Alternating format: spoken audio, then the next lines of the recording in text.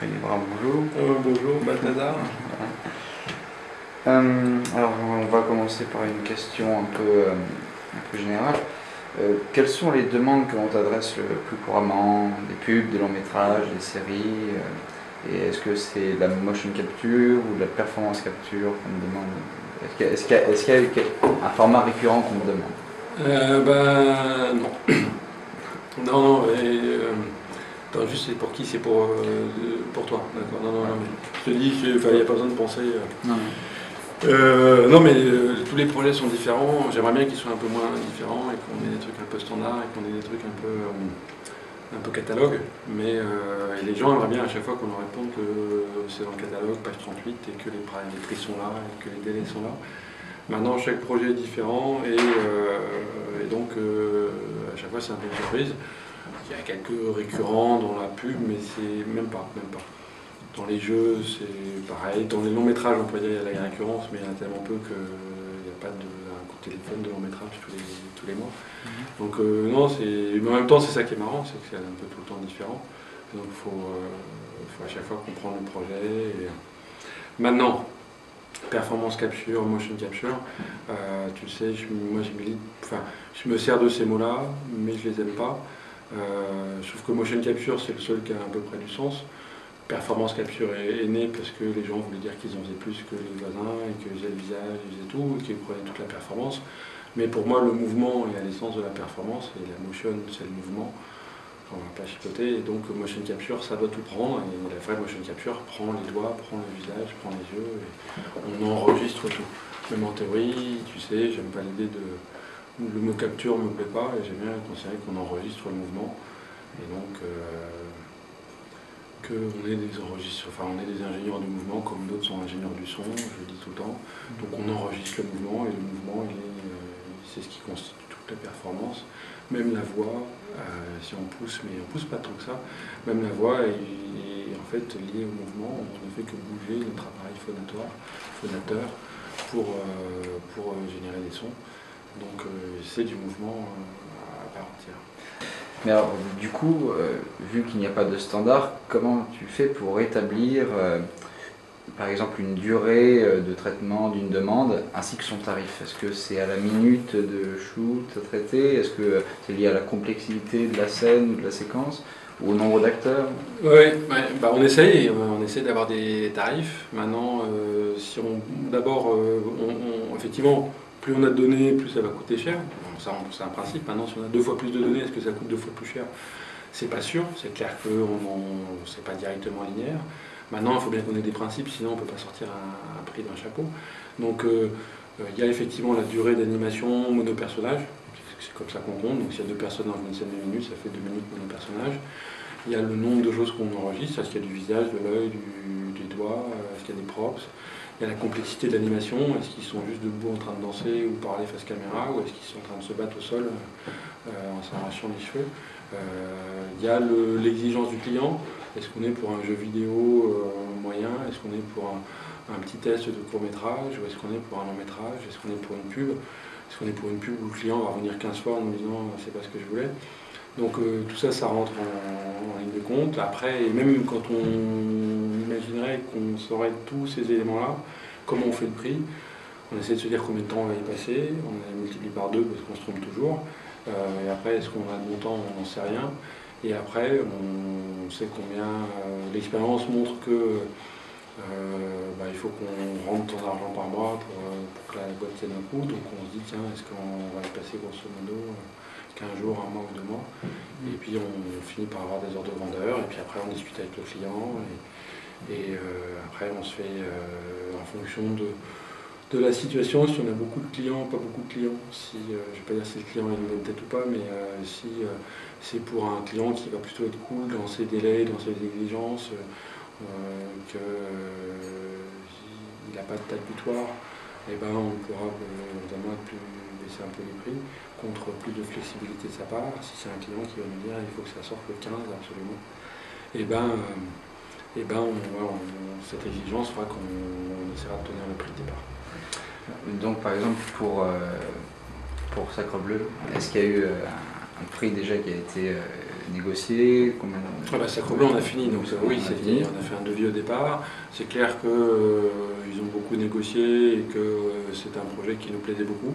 Parce que typiquement, là, c'est un cas où d'une part, c'est un projet quand même artistique, assez hauteur.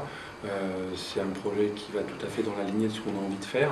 Parce que Sacre Bleu, c'est du court-métrage non photoréaliste qui prend le mouvement aussi finement qu'on peut sur des gens en performance capture, c'est-à-dire avec l'œil, le visage, les yeux, le facial, le corps, tout avec beaucoup de finesse, avec un rendu non réaliste du tout. Donc c'est une tendance qui me semble importante pour la mocap. Donc quand ils nous ont demandé, ils nous ont dit qu'ils n'avaient pas assez d'argent, on a dit que ça nous a plutôt... C'était à faire un effort. Après, ils étaient plutôt conciliants sur les délais. Ça tombe à un moment où c'était bien qu'on rentre ce type de projet-là. Donc voilà, je pense qu'ils le savent. On a fait un très gros effort sur le prix. Et qu'on ferait le même projet pour TF1 avec des délais et un réal qui veut faire exactement du photoréaliste. Ce ne serait pas le même budget. C'est un peu à la tête du client et à la tête du budget et du projet, pardon. Il faut prendre en compte tout et c'est à la tête du projet, ça c'est clair. Maintenant, il faut on n'a pas suffi, comme les projets sont tous différents et que on en fait pas mal, mais que malgré tout, on ne peut pas comparer à chaque fois. Enfin, moi je le fais dans ma tête, je le fais par expérience, mais on n'a pas pris une équipe d'analystes qui va nous décortiquer les 10 derniers projets en nous disant statistiquement on a prouvé qu'il fallait chiffrer comme ça. Comme on est encore aussi, on est mocap lab, on fait beaucoup de R&D, il y a des endroits où on va faire de la R&D, donc on sait que certains projets vont nous forcer à faire avancer le pipe dans le sens qu'on veut, donc cela on est prêt à prendre un peu de la R&D à notre compte. Il y en a d'autres où c'est vraiment pas la direction dans laquelle on veut aller et que dans ces cas-là on facture la R&D plein pot. Voilà, maintenant c'est clair qu'on aimerait bien être piloté, être mené par ce qui nous excite et l'expérience montre qu'il faut être mené aussi par la pérennité de la société. Donc c'est ça le premier critère, c'est de tenir la route et la durée. Après, bientôt, on aura tellement de projets qu'on pourra choisir ceux qui nous plaisent et ne prendre que ceux qui nous plaisent, mais on n'en est pas là. Et quelles sont, à ton sens, les données fondamentales en motion capture à prendre en compte, par exemple en préparation de production et en tournage? Ça n'a rien à voir. J'ai bu de travers. Oui. Donc les données fondamentales... souvent on a des clients qui viennent et qui, disons qu'il y a plein de choses, je ne vois pas trop comment faire une réponse sans faire un cours de mocap. Mais la grosse tendance, souvent, c'est que le client ne connaît pas grand-chose de la mocap. C'est très rare qu'on ait des clients qui reviennent, qui sachent exactement qu'on a déjà fait, qui ont... Et donc, le plus important, c'est d'arriver à ce que ce que pense le client, ce qu'il croit connaître et ce qu'il connaît, et ce que la mocap implique, comment gérer sa mauvaise connaissance culturelle de ce que c'est que le mouvement et son projet. Et souvent c'est là qu'on a les plus gros obstacles. Après bien sûr il y a la technique qui va derrière, mais souvent il y a une sorte de sentiment qu'il va tout comprendre, qu'il sait déjà, et que lui faire comprendre qu'il y a des erreurs à ne pas faire. Et que sans être trop lourd, c'est délicat et pas forcément sur les plus petits projets. Parfois il y a des énormes projets avec des gens très compétents ou qui devraient l'être qui font pour moi des bourdes monumentales au niveau du sens de ce qu'est le mouvement.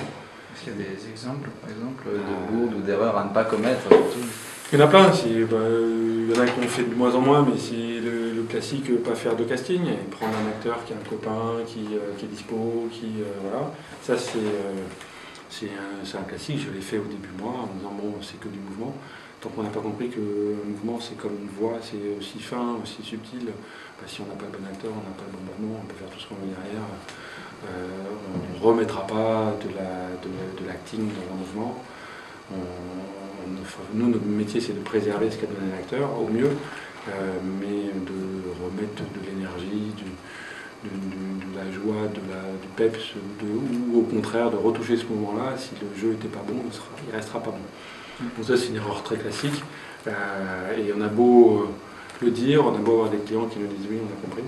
Il y a souvent des exemples comme quoi le client, oui, mais si je pouvais prendre un double, si je pouvais remplacer le visage plus tard, si je pouvais tourner qu'avec des hommes alors qu'il y a des femmes dans le jeu, parce que ça me fait faire des cachets supplémentaires. Ce qui n'empêche pas qu'on reprenne des performances, des morceaux de tournage de motion capture pour ensuite les mettre sur des personnages complètement c'est très rare, c'est très rare, c'est pas interdit, ça se fait on a fait sur du foot, on a fait sur quelques mouvements de danse, mais c'est pas du tout simple à faire et il faut vraiment être dans des contextes très définis. Par exemple, Chaka Ponk, je crois, oui, voilà. Chaka Ponk était un exemple où une personne a été enregistrée et on a mis en fait sa performance sur un singe, par exemple. Oui, ah oui, mais c'était voulu. C'était un choix, c'était défini. Donc on a même en théorie, en tournage, on savait que c'était un singe. Donc on a pris en compte le fait qu'il avait des plus grosses mains. Donc on savait que c'était. Mais justement, il faut. Là, par exemple, il avait une grosse tête. Il fallait faire attention que la gestuelle de l'acteur corresponde à. Bon, là, il y avait un problème Enfin, c'était un battle, il fallait que ça colle. Je pense que. Mais là, on était dans un cas où on le savait, on n'a pas eu le Chaka Ponk, ils ont bien vite percuté de ce que c'était. De toute façon, c'était eux, en tant que musiciens, qui ont fait des performances, donc il n'y a pas eu de casting réel à faire, ça collait parfaitement. Il a fallu prendre en compte le fait que le singe et l'acteur n'étaient pas aux cotes, donc il y avait un décalage. Mais là, aussi, ce problème de retargeting, donc, quand on a un acteur et un personnage sur qui n'ont pas les mêmes proportions, là aussi, c'est un truc très courant où on pense que ça va être simple et puis on a beau prendre des précautions, c'est compliqué. Et le client, même nous, on est prévenus, mais le client a beau comprendre la problématique, souvent il la sous-estime. Et donc, c'est un cas encore où la culture du mouvement est compliquée et nous on apprend toujours, même si on a beaucoup d'expérience, on apprend tous les jours et nos clients sont beaucoup plus juniors que nous. Par contre, le mouvement, comme tout le monde, on bouge tous les jours, voire parfois très bien, on est tous, on peut être joueur de sport ou de musique, donc avoir une performance gestuelle de haut niveau, on sait tous marcher, courir, donc on a tous l'impression qu'on a un avis averti et c'est ça le danger, c'est que on ne se rend pas compte à quel point il y a des pièges. Et est-ce qu'il y a justement, on parlait d'incompréhension, il y a donc deux personnes qui sont fondamentales dans la production audiovisuelle quand on décide de faire un film et en motion capture, c'est le producteur et le réalisateur. Est-ce que ces deux personnages-ci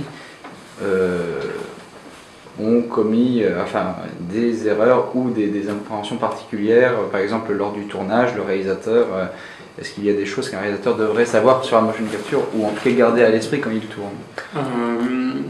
Oui, si. Ça dépend d'où il vient, ça dépend de son expérience, mais s'il n'a jamais fait de mocap, d'une part, la pire des choses c'est de tomber pile en plein milieu du tournage sans avoir pratiqué un petit peu. Mais ça peut arriver, ça c'est la prod qui devrait se préoccuper du fait que le réal pratique un peu avant de tourner.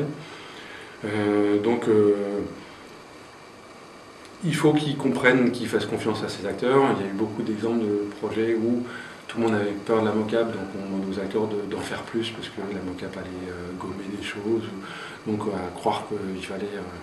et pour moi ça c'était la pire des choses. Maintenant il faut aux acteurs essayer d'être justes. Maintenant, juste, c'est quoi, dans quel contexte, ça dépend à quoi ils vont ressembler derrière. S'ils sont en noir et blanc complètement, est-ce qu'il ne faut pas qu'ils en rajoutent un petit peu malgré tout pour être plus lisibles? Est-ce que rajouter, c'est le bon terme? Est-ce qu'il faut qu'ils choisissent un jeu plus expressif? Voilà. Donc, il n'y a pas le jeu, il n'y a pas un jeu pour un film. Il y a même en live, quand on tourne, on peut demander à un acteur d'être plus ou moins expressif, d'être plus ou moins gestuel. Donc là, quel type d'orientation on prend? Renaissance, c'est un cas où effectivement il y a beaucoup d'informations qui disparaissent de l'image, donc est-ce qu'il ne faut pas en mettre un peu plus au début? Moi j'ai tendance à considérer que non, et j'ai plutôt poussé Christian à dire si tes acteurs sont bons sur scène, ça sera bon, si tu es contente qu'ils font sur scène, tu seras content de ce que tu as derrière. Et je pense qu'à 95% du temps, c'est ça qui a marché. Et je pense qu'il avait confiance de traiter ses comédiens comme des comédiens de théâtre. Pour la question du jugement du jeu et de l'émotion qui dégageait sur le plateau. Maintenant, il y a des questions très techniques de comment on ne tourne pas au plan, même si Spielberg, par exemple sur Tintin, a tourné au plan, et si d'autres, parfois il est intéressant de tourner au plan. C'est un peu dommage quand on peut tourner une scène d'un coup, de ne pas la tourner en une passe, parce que tout le monde le reconnaît. L'énergie, la synchro, le raccord, tout ça, le temps qu'on y prend est bien inférieur, donc c'est vraiment intéressant. Maintenant, si on sait qu'il va y avoir un plan serré, et qu'on n'a pas vérifié que pendant le plan serré, l'acteur ne passait pas son temps à bouger la tête dans tous les sens, et qu'il peut être très dur à cadrer a posteriori, c'est un piège. Donc il faut quand même avoir un peu déminer tous ces pièges-là pour que, si on sait qu'à un moment on va avoir un plan serré sur un acteur, on a peut-être intérêt dans ce moment-là de la prise, à l'avoir prévenu pour que il ne se balade pas dans tous les sens. En somme, une fois que le tournage est fait, finalement, le film, c'est comme si le tournage continuait, parce qu'il pourra de toute façon choisir son cadre. Alors voilà, moi, c'est le grand fantasme de Zemeckis et d'autres, et je trouve que c'est vrai que c'est très excitant de dire on va tourner une scène de 2 minutes et après on peut mettre 15 plans dedans. Je ne veux pas de réel. Maintenant, c'est pas si simple parce qu'effectivement, on ne demande pas aux acteurs de jouer de la même manière s'ils sont en plan serré, en plan large, si on veut certains cadrages précis. Par contre, j'ai eu des réels qui me demandaient à l'acteur de suivre le bord du cadre. Quand on est en 3D et qu'il n'y a pas de caméra, où est le bord du cadre, c'est pas évident. Donc oui, il y a tout ça à apprendre à manipuler. Je pense qu'il faut perdre ses réflexes de live. Il faut tourner un peu différemment.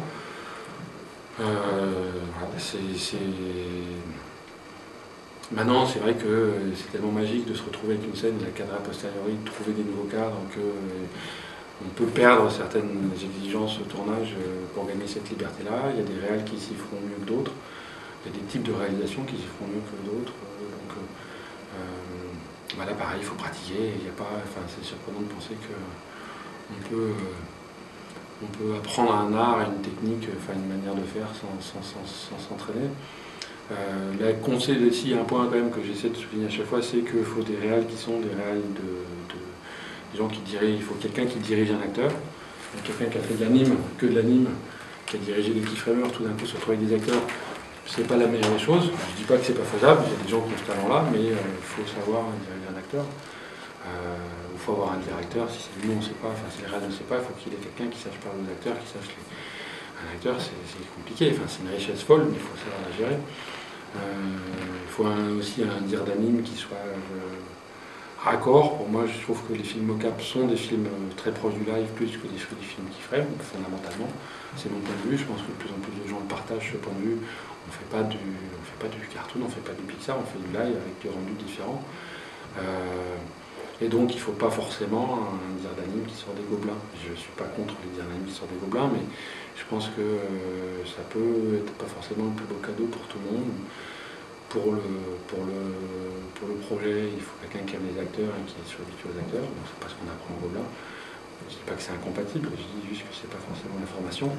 Et puis il faut quelqu'un qui ait un goût pour ça. Et parfois les diranimes qui rêvent d'être chez Pixar font de la mocap un peu à contre-cœur parce qu'ils ont l'occasion de faire un film, donc ils disent ok, mais c'est pas leur volonté première. Et je pense que il faut être complètement, à mon goût, il faut être complètement subjugué et admiratif de ce que peut donner un acteur et de vouloir le respecter à tout prix, plutôt que de penser que c'est une première couche et qu'un animateur va rajouter sa deuxième couche avec son talent. Je suis un peu un puriste, en tout cas je défends ce point de vue-là comme point de départ. Un acteur peut donner une performance qui est magique, il faut juste être là pour la respecter et la préserver.